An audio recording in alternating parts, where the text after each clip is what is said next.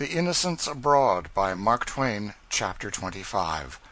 The Works of Bankruptcy, Railway Grandeur, How to Fill an Empty Treasury, The Sumptuousness of Mother Church, Ecclesiastical Splendor, Magnificence and Misery, General Execration, More Magnificence, A Good Word for the Priests, Civitavecchia the Dismal, Off for Rome. There are a good many things about this Italy which I do not understand, and more especially I cannot understand how a bankrupt government can have such palatial railroad depots and such marvels of turnpikes. Why, these latter are as hard as adamant, as straight as a line, as smooth as a floor, and as white as snow. When it is too dark to see any other object, one can still see the white turnpikes of France and Italy, and they are clean enough to eat from without a tablecloth. And yet no tolls are charged. As for the railways, we have none like them. The cars slide as smoothly along as if they were on runners. The depots are vast palaces of cut marble with stately colonnades of the same royal stone traversing them from end to end, and with ample walls and ceilings richly decorated with frescoes. The lofty gateways are graced with statues, and the broad floors are all laid in polished flags of marble. These things win me more than Italy's 100 galleries of priceless art treasures, because I can understand the one and am not competent to appreciate the other. In the turnpikes, the railways, the depots, and the new boulevards of uniform houses in Florence and other cities here, I see the genius of Louis Napoleon, or rather, I see the works of that statesman imitated. But Louis has taken care that in France there shall be a foundation for these improvements money. He has always the wherewithal to back up his projects. They strengthen France and never weaken her. Her material prosperity is genuine. But here the case is different. This country is bankrupt. There is no real foundation for these great works. The prosperity they would seem to indicate is a pretense. There is no money in the treasury, and so they enfeeble her instead of strengthening. Italy has achieved the dearest wish of her heart and become an independent state, and in so doing she has drawn an elephant in the political lottery. She has nothing to feed it on. Inexperienced in government, she plunged into all manner of useless expenditure, and swamped her treasury almost in a day. She squandered millions of francs on a navy which she did not need, and the first time she took her new toy into action, she got it knocked higher than Gilderoy's kite, to use the language of the Pilgrims. But it is an ill wind that blows nobody good. A year ago, when Italy saw utter ruin staring her in the face, and her greenbacks hardly worth the paper they were printed on, her Parliament ventured upon a coup de main that would have appalled the stoutest of her statesmen under less desperate circumstances. They, in a manner, confiscated the domains of the Church. This in priest-ridden Italy. This in a land which has groped in the midnight of priestly superstition for 1,600 years. It was a rare good fortune for Italy, the stress of weather that drove her to break from this prison-house. They do not call it confiscating the church property. That would sound too harshly yet. But it amounts to that. There are thousands of churches in Italy, each with untold millions of treasures stored away in its closets, and each with its battalion of priests to be supported. And then there are the estates of the church, league on league of the richest lands and the noblest forests in all Italy, all yielding immense revenues to the church, and none paying a cent in taxes to the state. In some great districts the church owns all the property, lands, watercourses, woods, mills, and factories. They buy, they sell, they manufacture, and since they pay no taxes, who can hope to compete with them? Well, the government has seized all this in effect, and will yet seize it in rigid and unpoetical reality, no doubt. Something must be done to feed a starving treasury, and there is no other resource in all Italy, none but the riches of the church. So the government intends to take to itself a great portion of the revenues arising from priestly farms, factories, etc., and also intends to take possession of the churches and carry them on after its own fashion and upon its own responsibility. In a few instances it will leave the establishments of great pet churches undisturbed, but in all others only a handful of priests will be retained to preach and pray. A few will be pensioned, and the balance turned adrift. Pray glance at some of these churches and their embellishments, and see whether the government is doing a righteous thing or not. In Venice, today, a city of 100,000 inhabitants, there are 1,200 priests. Heaven only knows how many there were before the Parliament reduced their numbers. There was the great Jesuit church. Under the old regime it required 60 priests to engineer it. The government does it with 5 now, and the others are discharged from service. All about that church wretchedness and poverty abound. At its door a dozen hats and bonnets were doffed to us, as many heads were humbly bowed, and as many hands extended, appealing for pennies, appealing with foreign words we could not understand, but appealing mutely, with sad eyes, and sunken cheeks, and ragged raiment, that no words were needed to translate. Then we passed within the great doors, and it seemed that the riches of the world were before us. Huge columns carved out of single masses of marble, and inlaid from top to bottom with 100 intricate figures wrought in costly verde antique. Pulpits of the same rich materials, whose draperies hung down in many a pictured fold, the stony fabric counterfeiting the delicate work of the loom. The grand altar brilliant with polished facings and balustrades of oriental agate, jasper, verde antique, and other precious stones, whose names even we seldom hear, and slabs of priceless lapis lazuli, lavished everywhere as recklessly as if the church had owned a quarry of it. In the midst of all this magnificence, the solid gold and silver furniture of the altar seemed cheap and trivial. Even the floors and ceilings cost a princely fortune. Now, where is the use of allowing all those riches to lie idle, while half of that community hardly know from day to day how they are going to keep body and soul together? And where is the wisdom in permitting hundreds upon hundreds of millions of francs to be locked up in useless trumpery of churches all over Italy, and the people ground to death with taxation to uphold a perishing government? As far as I can see, Italy for 1,500 years has turned all her energies, all her finances, and all her industry to the building up of a vast array of wonderful church edifices, and starving half her citizens to accomplish it. She is today one vast museum of magnificence and misery.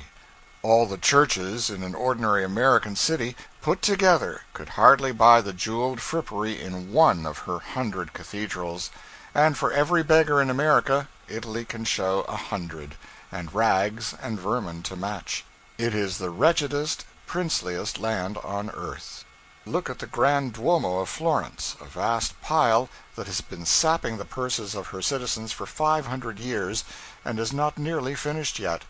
Like all other men, I fell down and worshipped it, but when the filthy beggars swarmed around me the contrast was too striking, too suggestive, and I said, "O sons of classic Italy, is the spirit of enterprise, of self-reliance, of noble endeavor, utterly dead within ye? Curse your indolent worthlessness. Why don't you rob your church?" 300 happy, comfortable priests are employed in that cathedral. And now that my temper is up, I may as well go on and abuse everybody I can think of. They have a grand mausoleum in Florence which they built to bury our Lord and Savior and the Medici family in. It sounds blasphemous, but it is true, and here they act blasphemy. The dead and damned Medicis, who cruelly tyrannized over Florence and were her curse for over 200 years, are salted away in a circle of costly vaults, and in their midst the Holy Sepulchre was to have been set up. The expedition sent to Jerusalem to seize it got into trouble and could not accomplish the burglary, and so the center of the mausoleum is vacant now. They say the entire mausoleum was intended for the Holy Sepulchre, and was only turned into a family burying place after the Jerusalem expedition failed. But you will excuse me. Some of those Medicis would have smuggled themselves in sure. What they had not the effrontery to do was not worth doing. Why, they had their trivial, forgotten exploits on land and sea pictured out in grand frescoes, as did also the ancient doges of Venice, with the Saviour and the Virgin throwing bouquets to them out of the clouds, and the Deity himself applauding from his throne in heaven. And who painted these things? Why, Titian, Tintoretto, Paul Veronese, Raphael, none other than the world's idols, the old masters. Andrea del Sarto glorified his princes in pictures that must save them forever from the oblivion they merited, and they let him starve. Served him right.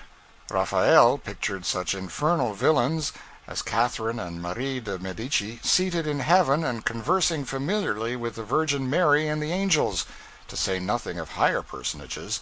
And yet my friends abuse me because I am a little prejudiced against the old masters, because I fail sometimes to see the beauty that is in their productions.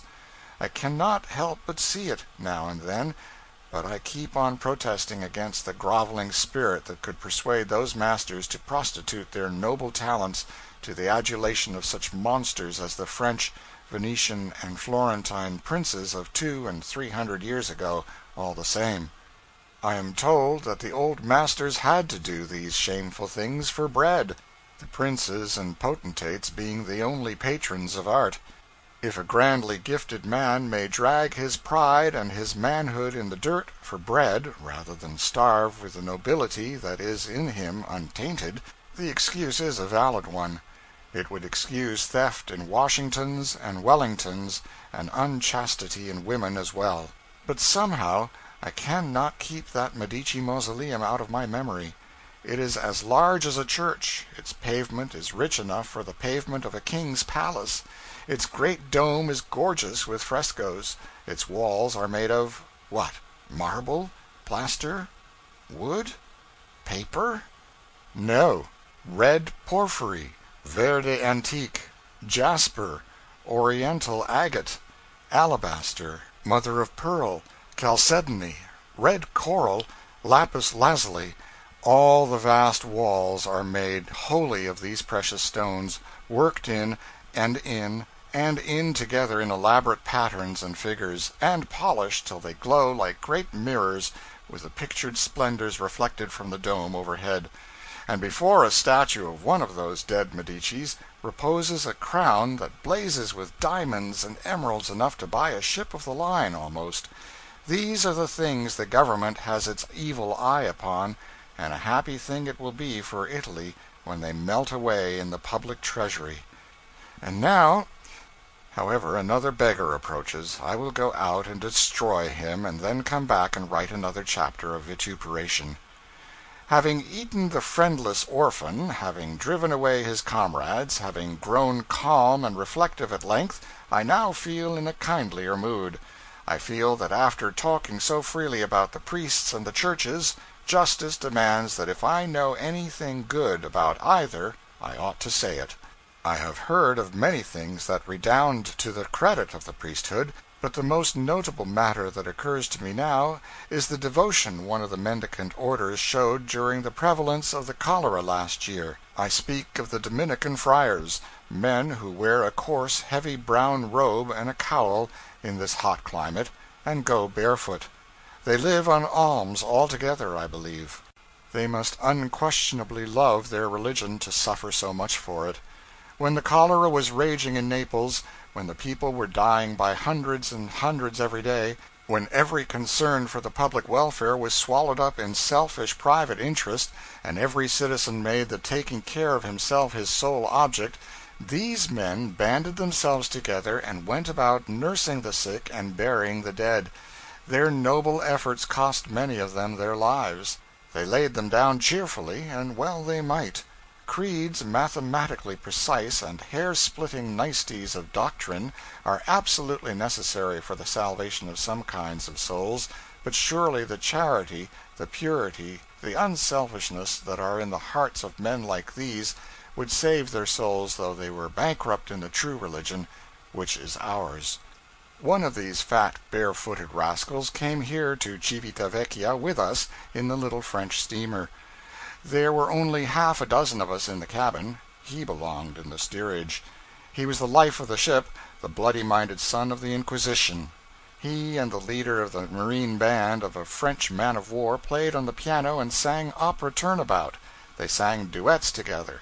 They rigged impromptu theatrical costumes and gave us extravagant farces and pantomimes.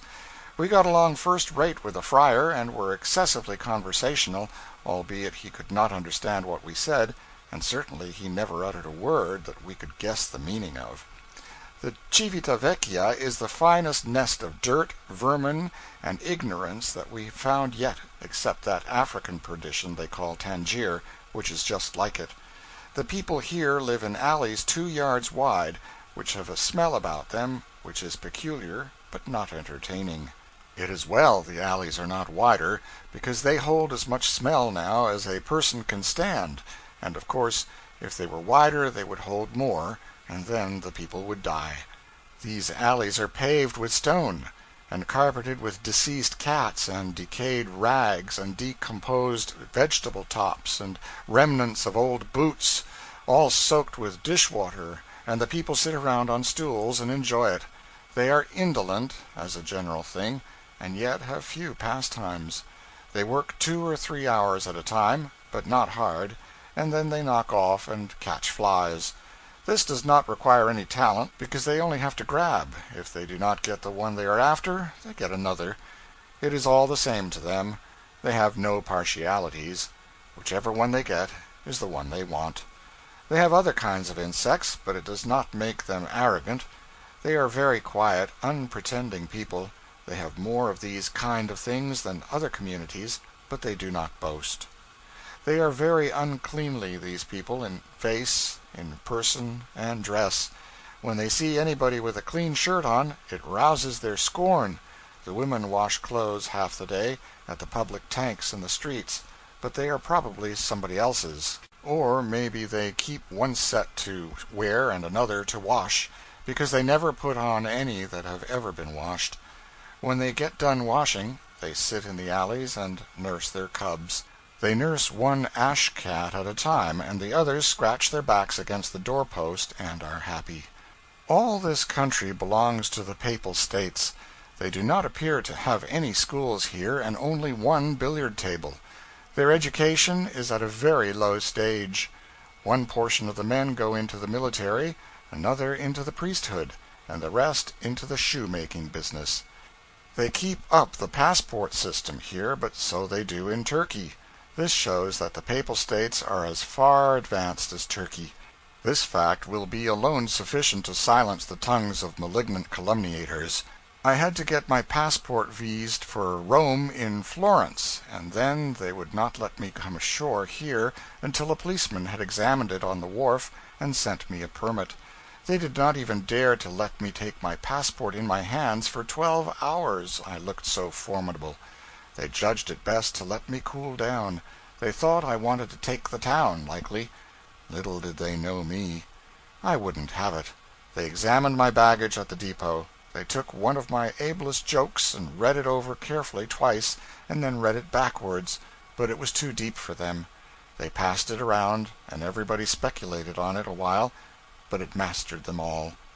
It was no common joke. At length a veteran officer spelled it over deliberately, and shook his head 3 or 4 times, and said that in his opinion it was seditious.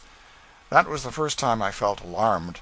I immediately said I would explain the document, and they crowded around, and so I explained and explained and explained, and they took notes of all I said, but the more I explained the more they could not understand it, and when they desisted at last I could not even understand it myself. They said they believed it was an incendiary document, leveled at the government. I declared solemnly that it was not, but they only shook their heads and would not be satisfied. Then they consulted a good while, and finally they confiscated it.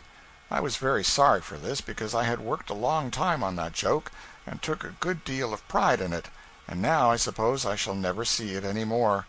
I suppose it will be sent up and filed away among the criminal archives of Rome, and will always be regarded as a mysterious infernal machine which would have blown up like a mine and scattered the good Pope all around, but for a miraculous providential interference.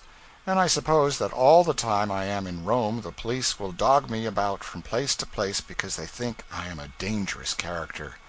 It is fearfully hot in Civita Vecchia.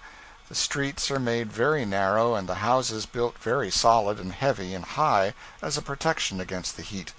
This is the first Italian town I have seen which does not appear to have a patron saint. I suppose no saint but the one that went up in the chariot of fire could stand the climate. There is nothing here to see.